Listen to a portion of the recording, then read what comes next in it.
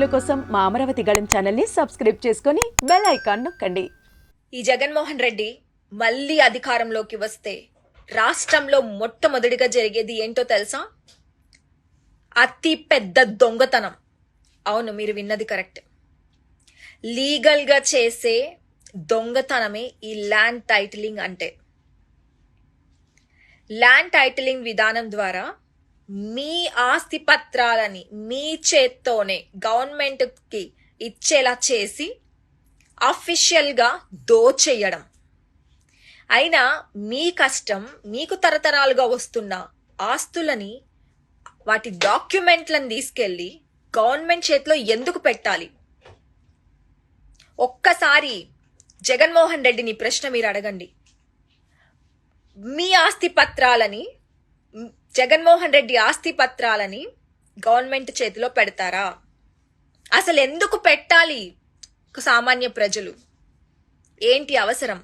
ఎందుకు అంటే ఈ జగన్మోహన్ రెడ్డికి ఎక్కడ భూములు కనిపిస్తే అక్కడ కాజేయడం, వాటిని దోచేయడం, అమ్మేయడం, లేదా అప్పులు తీసుకురావడం, లేదా కుదవబెట్టడం.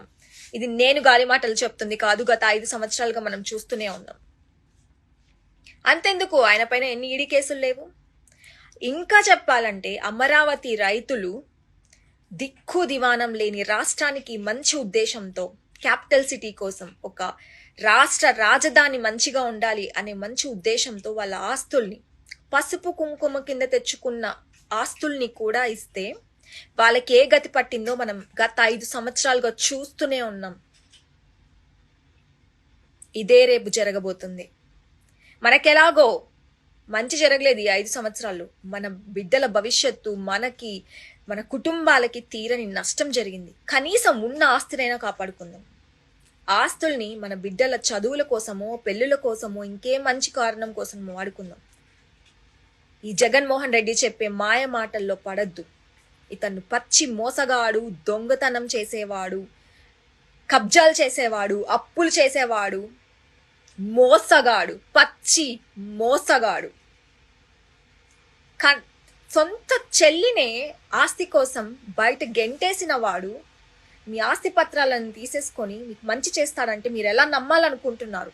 దయచేసి జగన్మోహన్ రెడ్డిని నమ్మకండి, చిత్తుగా ఓడించండి. అతని మాటలని మీ ఓట్ల ద్వారా తిప్పికొట్టండి. చంద్రబాబు నాయుడు గారు ఈ ల్యాండ్ టైటిలింగ్కి పూర్తిగా వ్యతిరేకం. ప్రజలకి మంచి చేయడం కోసమే చంద్రబాబు నాయుడు గారు ఎప్పుడూ ఆలోచిస్తారు. సంపద సృష్టించాలనుకుంటారు కానీ జనాల దగ్గర నుంచి